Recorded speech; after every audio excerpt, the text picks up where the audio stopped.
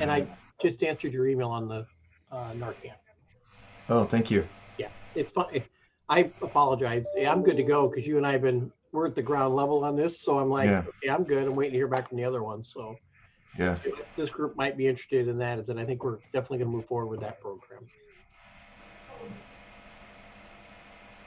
Just quickly, Denise, are there any updates that you'd like to share with whoever's here? Sure, I can share a few things. As most of the people I think here might know, the Community Prevention and Wellness Initiative has expanded to South County. And so now we have a student assistance professional who will do behavioral health groups and individual sessions with students in the junior, senior high school at Quilcene. And then also part of that initiative grant funding is a coalition. And so the coalition is a group of concerned citizens and agencies who come together to commit to working on reducing substance use in its various forms in the school district catchment area. And so because Brennan School District is a feeder school to the Quilcene School District, we also will do our programming there too. So some of the things that we do are in the community are we offer parenting classes, we do 2 drug take back events, and then we negotiate with the school to do curriculum to embed alcohol prevention and other drug curriculum in classes in the school. So for instance, what that looks like is perhaps the history class decides to use a court model that is evidence-based, and they learn about court cases that are theoretical. And so this increases critical thinking skills. And so they learn about court cases that are theoretical, and they make decisions about what needs to happen here. And so it helps them to make decisions about what substance abuse does to your life, what early intervention is, what prevention work is, and the reasons that you would want to stay clear of as yourself, 15, 16, 17-year-old person, stay clear of these sorts of behaviors until you're of age. And then when you are of age, that you need to think about how you're using these substances. So, so we do evidence-based school curriculums, and we do community practices. So that's we've got that going in all 4 of the school districts now in Jefferson County, excluding, the West End, which is taken care of by Clallam County, actually. That makes sense. That makes sense. Well, again, congratulations on bringing that funding in so that we can be doing that, so that you can be doing that work down there. Yeah, I mean, this Community Prevention and Wellness Initiative provides 6 full-time jobs in this area, and it supports programming also. So it supports 6 full-time workers and programming, which is a pretty huge number. Yeah. You're our own economic development engine. Well, I think we should just pick up and jump into the conversation with Jim. And Jim, I may have to invite you back so that we can have it beyond just the fire department. And but I'm glad that I've got both Dr. Carlbom and Tim here. So I'll turn it over to you to give us a little overview of DBH and then jump into the DCR topic. Okay, so I actually recently had a meeting last Wednesday with the Sheriff's Department and all their supervisors regarding what DCRs do, what their responsibilities are, and what Discovery Behavioral Healthcare is responsible for as part of our crisis services. But we are funded by the BHO or the ASBHO, whatever they're called these days, to provide crisis services. It's one of our, main points of service, and it's 24/7, 7 days a week. As I can understand, Chief McKern, you probably know that the difficulties in funding and keeping a program 24/7. But that being said, our program is kind of changed over the years, and now we have what's called mobile crisis services. And our DCRs are mobile. In other words, they are available to join with law enforcement, to join wherever the situation may occur, to help with evaluation and to be able to make determinations on somebody's mental health issues and what's going on. I guess there's been some changes over the years that I'm relatively new here, but I've done this work for a number of years. And as a crisis provider, we always responded to where the situation needed us to be. Now, that being said, I have a limited number of staff. If my DCR that's on duty is at the ER, it's going to be awful hard for them to get down to wherever that location may be. But in most cases, during the daytime, at least, I will have 2 DCRs generally available, and we could join in. So like if the sheriff's department is asked to go down because somebody with maybe a mental health issue is creating an issue, we can go down there and meet them there and help them with that process. I know they have navigators now, but the navigators do not have the same authority that our DCRs have. Our DCRs have the availability to do an ITA, to actually hold somebody, to detain them. The sheriff's department technically can detain people too, but our DCRs have that ability to detain people. As far as I know, and looking at any statutes, anything, navigators cannot detain people. That's not what their purpose is. They cannot do the evaluation for an ITA either. They don't have that ability. It's a legal process. And so our DCRs are trained and actually have the ability to sign the paperwork, the petitions, and all that stuff that goes with it, submit it and we work with the prosecuting office to get these detentions and get these hospitalizations done. But I think the important point here is if we do a pickup order, in other words, if somebody calls us and says there's a situation occurring or we witness or part of a situation, a pickup order used to be that we would call out to the sheriff's department or Port Townsend Police, but since you're South County, this most likely would be the sheriff's department. And the sheriff's department would go down to go pick up this person and try to get them to the emergency room. Well, this has gotten a little muddled and much more political because of House Bill 1310. And we know what a mess this is. It's an interpretation, differing interpretations, excuse me, in different jurisdictions. And even I think between Port Townsend Police and what the Sheriff's Department are doing. So I engaged the Sheriff's Department in conversations last week on how we could best maybe work through this. The issue is that unless they witness a crime, they will not put hands on people. Where I came from in the past and did this work, usually ambulances and the sheriff worked together and transported people in an ambulance to get somebody to a hospital, because it is a medical issue when you think about somebody having a mental health breakdown or a psychosis. Obviously, when you have somebody that's quite, heightened or psychotic, it can be very difficult, and I understand that. So we are trying to work through some of these together. In fact, I had a conversation last night with Chief Olson, and working through an issue we had here yesterday. And we are planning on getting together when he gets back from where he is and trying to get us all on board on how we can best serve our communities.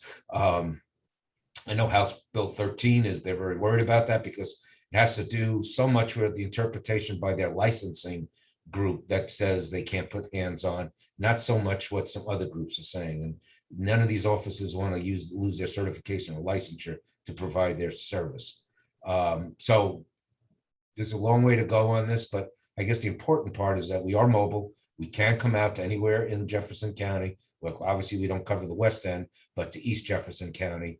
And if you have a help or a need, Chief McKern, there's somebody you're dealing with, you can call to our, the VOA. They can activate one of our DCRs, and we can tell you whether our availability is at that moment in time, and can meet you at that location to work with that person.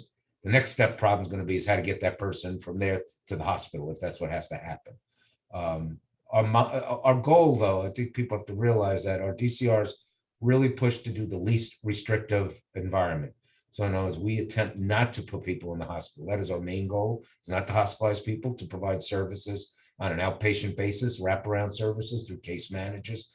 DCRs can see people on a regular basis also as a crisis process and touch base with them daily and hopefully get them engaged enough to get them in services and get them access to our psychiatric services. We now have 4 nurse practitioners on staff. So we've increased our ability to provide psychiatric care, although it fills up pretty fast, let me tell you. And we're trying to expand. I mean, it's been very busy lately. We're getting calls from people from all other counties looking for services, and this is really a reaction to COVID right now. And many other agencies bigger than us that are totally overwhelmed and struggling to get access to services right now. So, but our crisis program operates and it runs. And actually, we're training a new DCR today, started training this week. We have another one that we're in negotiations with. So hopefully we'll ramp up that. So we will have more active ability, but it's hard to find people right now. Workforce development is very tough right now because of COVID. You see signs all over the place, help wanted. And it not only affects the restaurant business of watching McDonald's and Burger King battle over who's going to pay the most. I was over in Swin the other day. McDonald's had $14.90 or $14.50, and the Burger King had 15. The next day, McDonald's had 15 also. So I mean, it's tough to hire people when you got fast food restaurants hiring at $15 an hour, and they're very desperate. And so we're doing our best. But I just think people didn't realize that how mobile we can be as a program. That we just don't and our program was probably a little bit at fault over the last years prior to me coming here. They got used to doing pickup orders and just having people brought to the jail for evaluation. But we can stop that. We can start the evaluation process out on the street if we have to. And the reason that the hospital is always part of the final process is they have to be cleared medically, or make sure there's nothing on board, things like that. I mean, no psychiatric unit will take somebody that may have any kind of substances on board or have a medical illness or medical issue that has to be dealt with before they can be sent to a psychiatric facility. So that's why the hospital always has to have that final piece. And I wish sometimes we could get past that, but it's, when it's somebody that you work with and they don't have a medical condition, they still need the paperwork, the hospital that verifies that. So that's it in a nutshell. I mean, I'm probably open more to questions than trying to describe everything, but that's really how our crisis program works. And it's been here for a long time. It actually is the original Navigator program, if you think about it, because we worked hand in hand with law enforcement for a number of years. So I see both Dr. Carlbom and Chief McKern had questions. And Joe, welcome. It's nice to have you here. Sorry, I'm late. I got a story, but I'll wait. We want to hear it. Okay, Dr. Carlbom. I was going to say Chief McKern, sir. Go ahead. Oh. Is this a boss thing going on here? You gotta let your boss go first, or whoever's the boss is? Jim, I'm going to be vulnerable in front of this group and show you how little I know about Washington state law. Okay. Are EMS providers, EMTs, paramedics allowed to detain patients that are clearly in imminent danger to themselves? I do not believe they have that authority to detain. The sheriff's department can detain, and DCRs can detain, as far as I know. So. Got it. Thank you. Okay. And my only other quick question is, what's the phone number for the VOA that we're supposed to call? Phone number is 888-910-0416. That is the crisis hotline for this whole region. It covers Kitsap, Clallam, and Jefferson County. So. Great. And thank you for your willingness to meet patients where they're at. Appreciate that. I know that's not always easy. No, and we do the best we can. Like I said, like right now, one of our DCRs called out yesterday and was shorthanded. So I had one DCR that's been on duty since 8 o'clock yesterday morning and is still going strong today. And it's been at the hospital most of that time. So if she got called to something else, we have some backups that can help. It might be a little delayed, but right now that's what happens sometimes. And it's been pretty busy. We had 4 people stacked up in the emergency room this morning. So and some days nothing happens. So it's kind of like the old Maytag repairman, and it really is a firehouse model. more than anything. It can be extremely busy and you can go for days with nothing so. Chief McClure? Turn your question. My question back to you, Jim, is that okay to share this with the dispatch center? Because that's the people that are going to need to do this when we are out there and we need to get this call done. We've already had instances. Now that I've got your phone number, look out, because we certainly can utilize that services. So I think that, and I'm going to lean on the sheriff here in a few seconds to answer the question is that something you want us to give that number out, or is that something you want just to hold to close to our hearts where we make the call instead of having dispatch make that call? What's your thoughts, Joe? What number is that? That's the number for the DCR. This is the It's the crisis line number, the VOA number. That's a number that anybody can have. Yeah. It's not a secret Yeah. number. And that's not calling our navigator. That's calling someone from Jim's office. Right. It's the region-wide crisis number. The VOA will problem solve with the person that calls. They will, see what the issue is, and then they will determine then who they have to call. And generally, if it's a mental health crisis, they're going to call us, of course. A lot of times they have other resolutions or ways they can solve it, but they are in the past, you would directly call one of our direct line here, but now it goes through VOA 24/7. So, and they will call us when they feel it meets that level of need, if that makes sense. So Sheriff, do you want us to call the navigator first before we call the DCR? I guess I'm looking for some direction. No, I think if you need to call someone, if law is not involved, and that you would call that Voice of America number, or I don't know if it was in normal business hours, if you would call DBH, but the VOA 24/7 all the time. Yep. And I know we've had, at least I think we've had some discussion of having our navigator be available for things, but I don't think we're quite to that.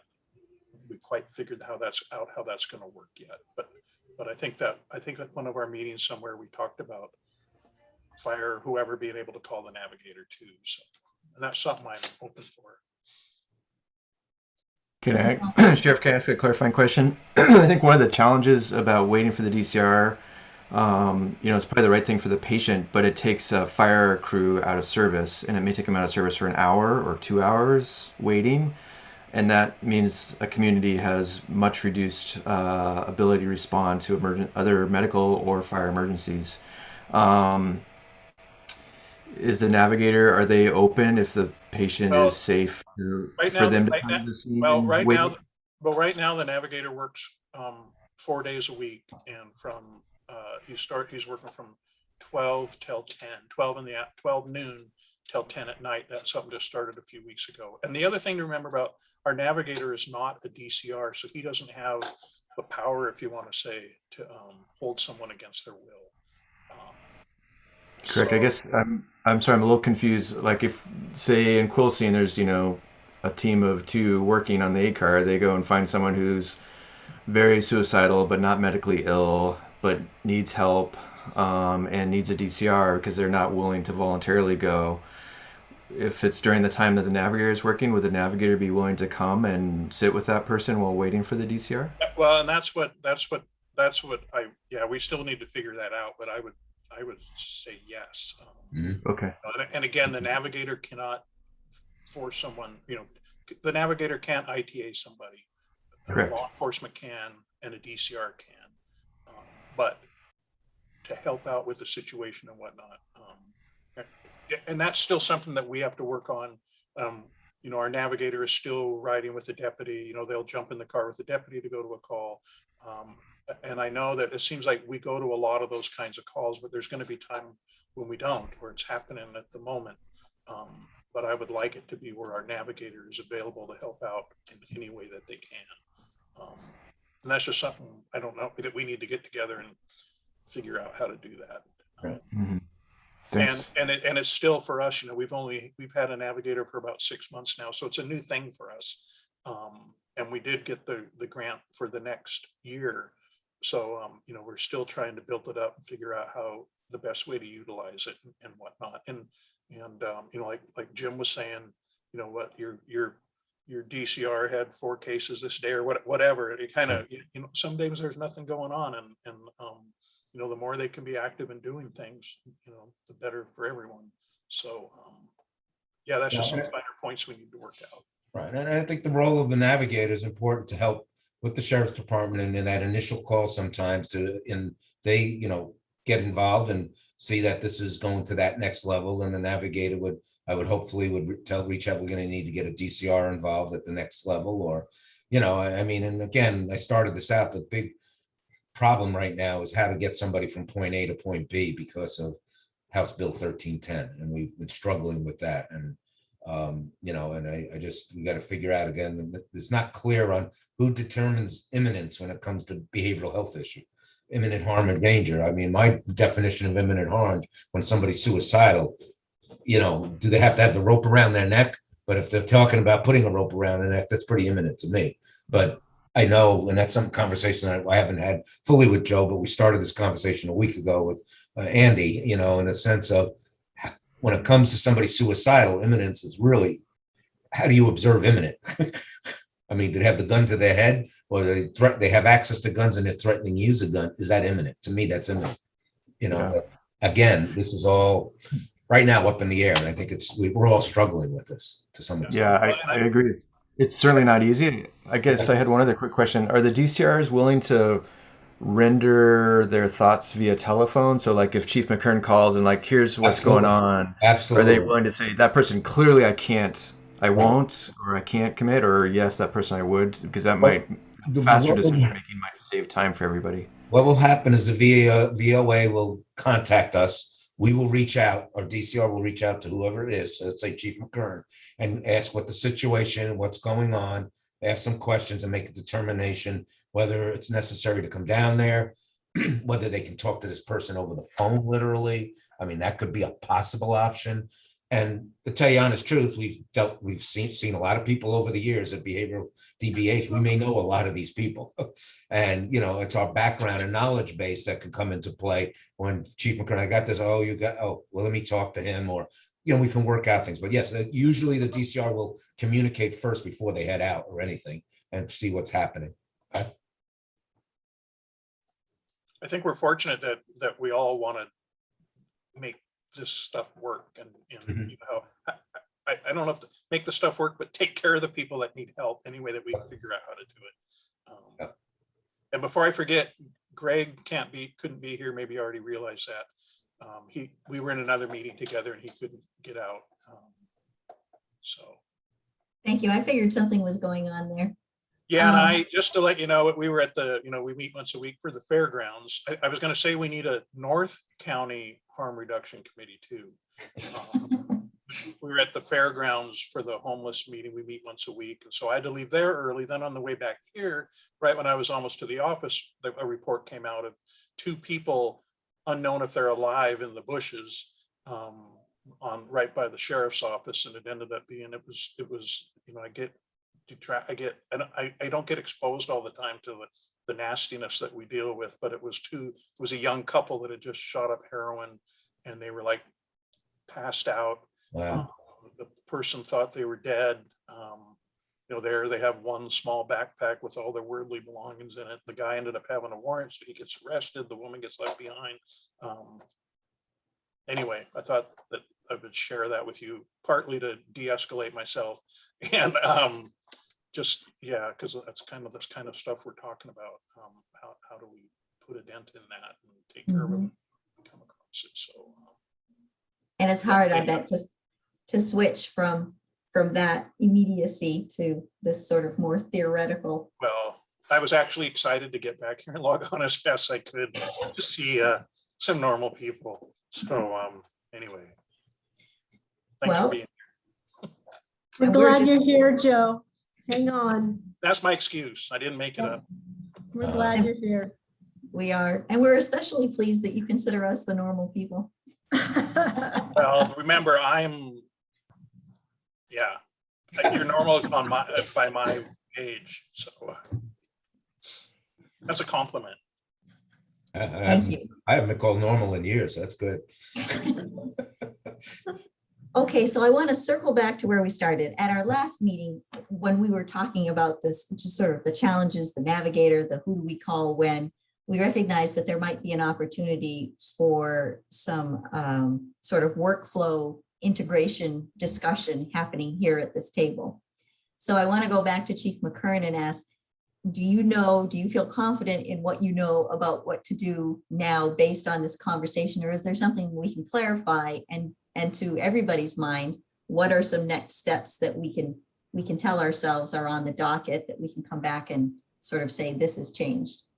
So let's start there, and then I have one third thing to add to it. So Chief McKern, how do you feel? I know more now than I did. And Jim, you should have had this conversation about 3 weeks ago, because we've had 4 or 5 already that we could have used the phone number. And so I ended up doing on several, I ended up talking to the mom and the dad to explain how things kind of work and where they could go and give them the information that probably your DCR would have given them. It's rarity that I'm a fire chief that knows a lot, only because I've been there, done that with my own family. So I know the ins and outs and who to call and how to call and all that. So the family was gracious. The challenge is we left that individual at home, and that's what the scary part was. We walked into a home that had things on the stove, and they were making stuff. And so we stopped it, turned the stove off, did the safety thing, but it's really crucial that we leave them at home, and we don't want to do that. We want them to get the right help when they need to get the right help. So to answer your question, yeah, I think I've got the information I need. I will share that with everybody that we know of, and Dr. Carlbom and I will certainly have a conversation about this in a little bit. So Thank you. And Dr. Carlbom, from your perspective, are there some next steps that you would like to see from this group that will help? Yeah, I've been talking a little bit with Chief Black in Port Townsend, East Jefferson Fire and Rescue, about having maybe a out of hospital or pre-hospital mental health summit this fall, to put everybody at the table and say, like, here's what we can do for this facet of the problem, and like, let's come up with a plan. And so it'd be helpful if I could get everyone sort of who you think should be at that, with names and what their role would be in their email, and we can start working on that sort of for a countywide thing, so we all have a shared mental model, because I think that's the challenge. Is we should all just make sure it's super clear. So at 2 a.m, when there's a super tired deputy and a tired firefighter, that they have good professional communications. The other thing would be really helpful, I was going to try to make it myself, but if someone had more time or was more talented, would be just a flow chart that could live in the front of the, Chief McKern's aid car. Like, here's what to do if you encounter someone like this, is it day or night? Who do you call? Here's the VOA. Here's the things they're going to want to know.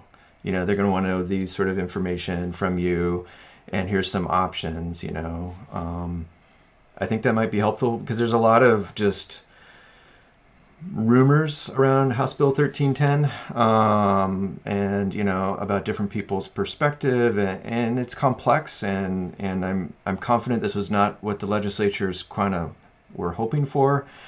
I totally understand the police officers. I don't want them to lose their license to practice, and I understand that the legislature is putting them in a bind. I also appreciate that the firefighters can feel they're unprotected or unloved or whatever, abandoned, and so I think just making sure that a flow chart would be super helpful, with even options like daytime the navigator could come, etc. I don't know if that's something that exists or if that's something we could make. I'd be happy to work with Jim and Sheriff Nole to create what works for this county in terms of a flow chart, and then bring it to this group to sort of ground truth it, see if we're on the right path with what you were hoping to see. Would that be helpful? I'm never in that situation, so I guess I reflect to Chief McKern when he's off the phone if that would be helpful for the boots on the ground provider. that would be beyond helpful. I was going to lean on it to you to say maybe we need a protocol or something put together as a local cop, but yeah, I have to rely back on Joe and Jim to help us build something like that. That would be extremely helpful. I can tell you we could have used it 6 times in the last 2 weeks for this particular case. So yeah, Jim, if you can help us in any way, if you've got a flyer, I love what Dr. Carlbom just said. It's kind of a, if you have this and the questions that you're looking for, I call, so when we call our if we call the hospital to give our patient report, they're looking for certain things. And if we forget certain things, the doctor certainly lets us know that we forgot certain things. And so if we can help you and you can give us a little checklist of things that, so that we can use it. Sheriff, I think that would help you tremendously if the sheriff's office also would have something like that as well. But I think we're with the new House bill out there. I know that Dr. Carlbom and I have been deep into that House bill and learning about who, what, when, where, why, and even some more. That little checklist would be amazing. If we could do that, that'd be great, Lori. Yeah, I have no problem volunteering Joe to help out, and but I'm sure I can twist Ford's hand in this too. But I think would be helpful when you talk about a mental health summit or something. I'd be more than willing. I'm just the executive director. I have people work under me, have much more day-to-day experience in dealing with this stuff. Putting together some kind of in-service or something that would help people understand all the things that are available, types of services. From an educational side of things that I think might help with the paramedics and things. And I could easily see building something in the fall that way and taking a day and put something together that we can lay this all out and work with our people that do this. And, not only mental health, but the substance use that we really have to look and consider. And we just heard a case right there of people, right out the sheriff's department. So, and what to do in those situations potentially. So, I think the first question, Jim, should be, are they a harm to themselves and others? right. That's the first checkbox, because Yeah. if they are, that makes a difference in both your arena Yeah. and in Joe's arena. And Yeah. so I think a harm to themselves and others is the key question. Yeah. Right. And there's a third prong that people have trouble with. It's called gravely disabled. And somebody who's gravely disabled is somebody that has the inability to understand, to care for themselves or do something. And that's very gray sometimes. That's, when gravely disabled is somebody, you walk into that house and they've got things on the stove and things are burning and they have no comprehension of that going on. They're so psychotic. They're doing things that are dangerous, but they don't understand that because they're, so gravely disabled is a very tricky one. Because sometimes there's not a sense of imminence there, but if that behavior continues, they can get hurt or somebody else can get hurt due to their grave disability. So, yeah, those are little pieces and parts. So, yeah, that's thanks for bringing that up, Jim, because that's something I forget about. That's part of it. And like Tim said, that's the first questions that we would ask is, are they a danger to themselves or others? And that's where the new legislation, and I missed the first part of the meeting. I'm sorry, but we're still trying to figure out where that's going to go and what it means. But we're, when I look at it, the first problem that I see we would have is if they're not a harm to themselves or others, but obviously need some kind of something. The days of us going, no, you're coming with us, we're going to get you help. Now we can't do that because that's a use of force. And I don't think that was the intent of the legislator. And I'm not going to get on my soapbox on that. I think that there was a lot of stuff that was passed that wasn't thought through all the way. That's my take on it. I think it was made for more like criminals, if you want to say. Right. But that's something that we definitely have to get together and figure out how this is all going to work. And at the same time, it's a moving target because it's still being figured out. So, Dr. Carlbom? Two things. One, a recommendation when you make this flowchart is I love the examples you gave, and so putting those examples somehow in smaller font in parentheses so it's concrete. And number two, maybe that first draft could also go to Chief McKern, because Chief McKern, I think you had some really nice sort of disengagement checklists that could be a little side box, like, who is it, what's a reasonable attempt to help someone, and some of those disengagement things that I know the Fire Chiefs Association is working on, as far as when do EMS providers not actually have to put themselves at harm, and what sort of the checklist steps of, calling into the house, using the PA on the truck to try to get the person to come outside, and etc. And maybe that could go on this checklist also. Yeah, and I don't know if this could help too with that, but one thing that we've had to come up with, and it's still in the works, was we have to be able to document what we did before we went hands-on with somebody. So we have to have a list, you know, of these are all the things I tried before I had to use force. So that could kind of play into that same idea of what, you know, when can, and I guess I look at it as when can you think, okay, I tried everything I could. And now this is what I had to do, but you would at least be, I mean, you still would be thinking of those steps of what can I do to de-escalate this or whatnot. As Dr. Carlbom would say, it's called statement of effect. And if we give a drug, he wants to know what was the effect that that drug did. And so he's very adamant about making sure if we do something, then there's the statement of effect that says, here's what the outcome was. So I just want to reassure Sheriff Nole, I'm a strong believer that excited delirium is a medical problem, true excited delirium, and that we will always try to help your guys by using medications to treat true excited delirium if someone is at risk and is exhibiting, you know, signs of that. And so, so we'll make that a medical problem because I think that will hopefully reduce death in custodies because I don't want your guys to have to deal with all that. Well, yeah, and I, you know, I appreciate that. And I, you know, that makes me think now, I mean, I guess in my mind right now, if someone was showing signs of excited delirium, I would think that they're a danger to themselves or other. I mean, if you can even, and that was, you know, just a side note, you know, I always thought that the chokehold was, I never really liked that, but we had some training on excited delirium, and for what it's worth, you know, the lateral vascular neck restraint, there were studies done, apparently, at least the guy that taught us, that was an effective tool for people with excited delirium rather than fighting them down and, you know, or whatever. So anyway, we're not doing that now anyway, but that was the one saving grace I saw it had was, you know, how do you deal with someone when they're in that state? So I'm sorry, there's so many things to talk about and figure out moving forward with all this stuff.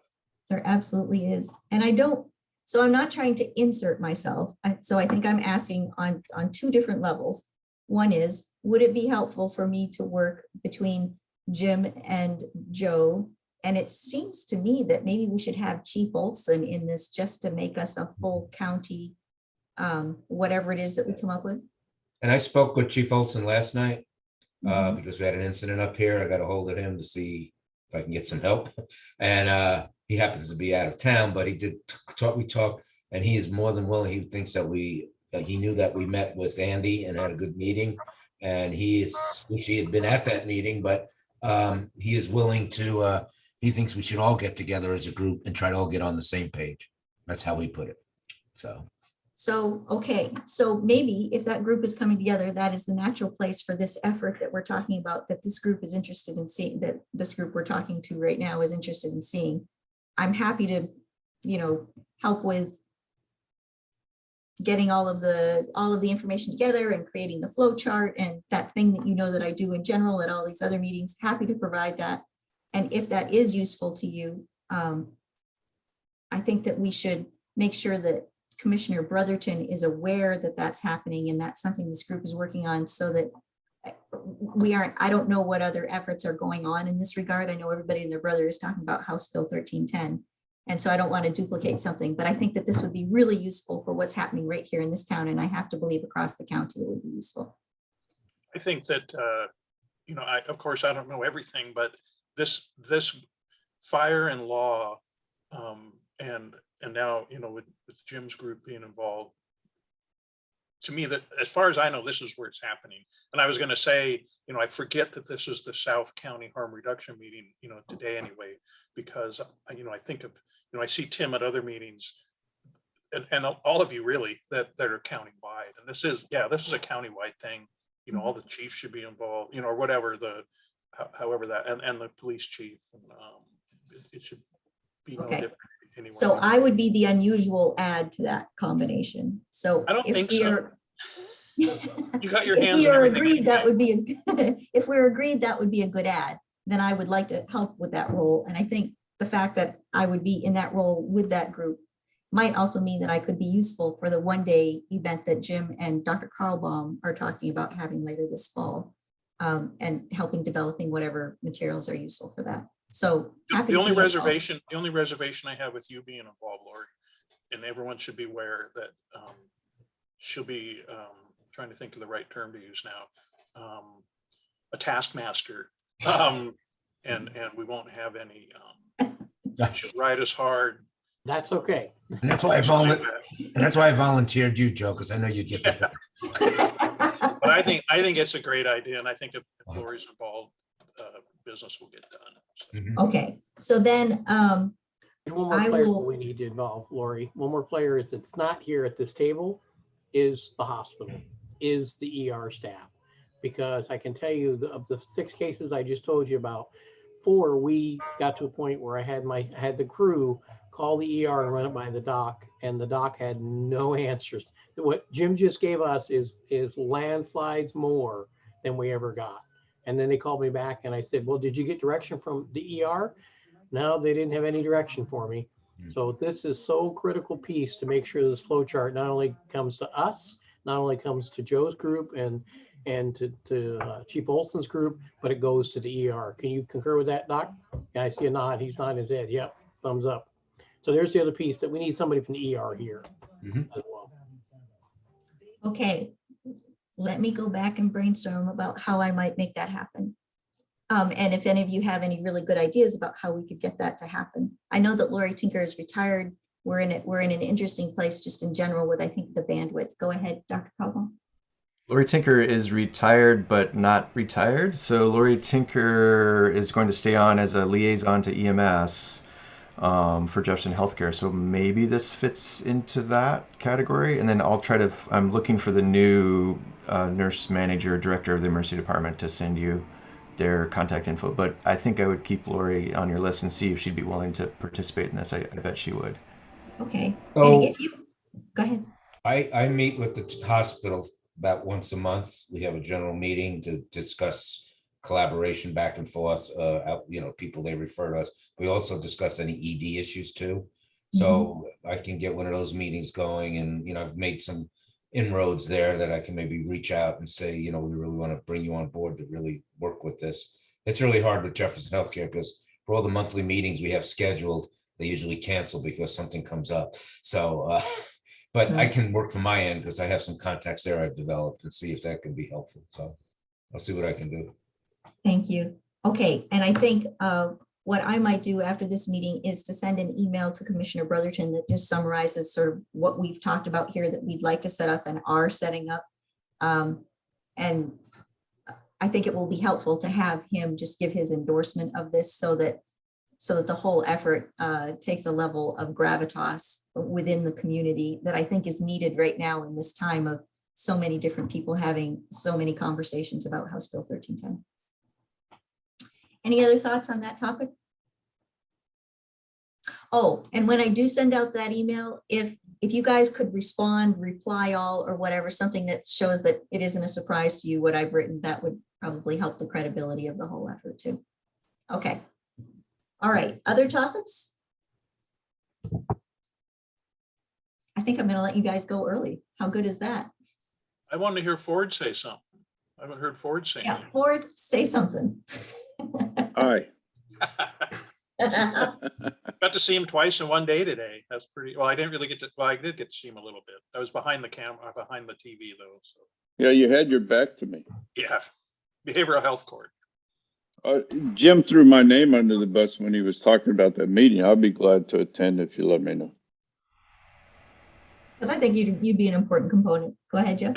That was a question I had was when was the thought, or maybe you already said this, of when something like the summit or whatever it is might be? I mean, as far as I'm concerned, the sooner the better. I agree. Yeah, I don't know. It sort of just depends on when we can get people together. I gotta look at my team. Every time I tell them we have a project, they throw things at me. So Yeah, right. But I would think maybe late September, something like that might work. I'd have to see how we'd want to put it together, what kind of agenda we would have to have, and I can have people talk about different things, and I can have our DCRs talk about their work in more detail.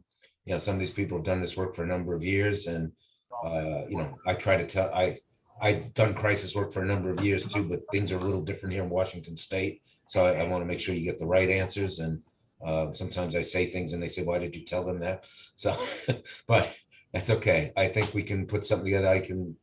I have my leadership team meeting actually in 10 minutes. And I will put that out on the table about a future idea of putting together an in-service. And, you know, it doesn't have to be a whole day thing, and make it a half a day, or, you know, maybe make it a little formal and go through some agenda. And I'd like to build something like that. I think it'd be really helpful. And I'm sure Lori would help with this. So.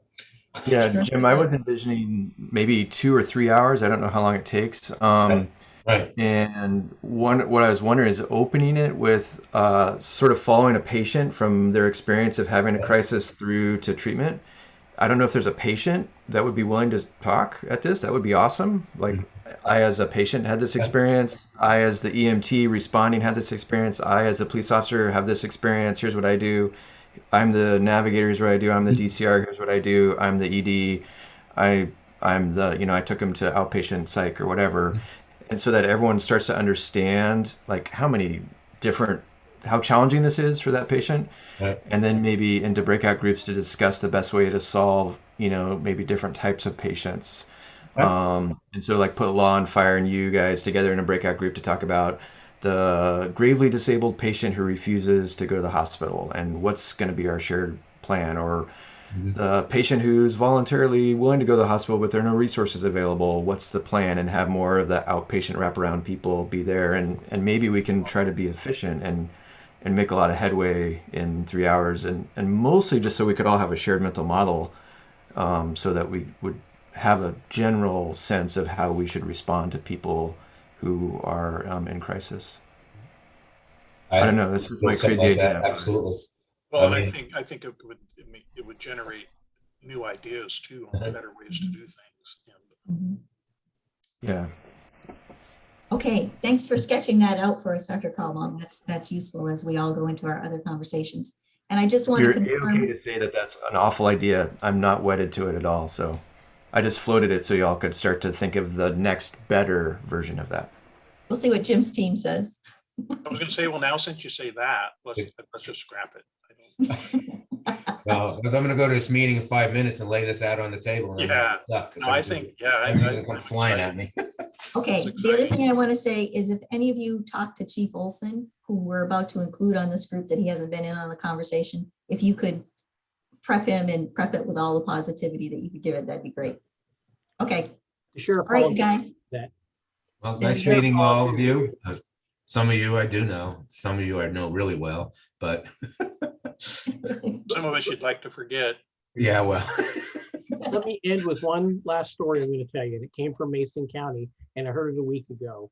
And it's a story that's going to tie all this together, and you can think about it as we end. But in Mason County, they had a suicidal, and fire was not toned. Law said they weren't going to go.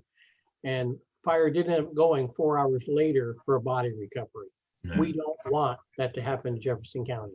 Absolutely. That's a story that when I went home and I told my wife about it, and she said, that can't happen in this county. And that's what I'm here to tell you. That's our last parting comment is we're not going to have that happen here. No. Let's make sure we get them, the people who are in crises, they're asking for help. Let's get them help.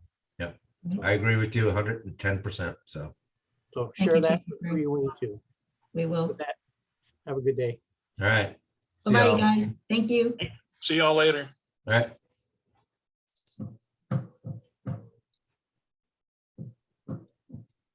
Thank you, Jim.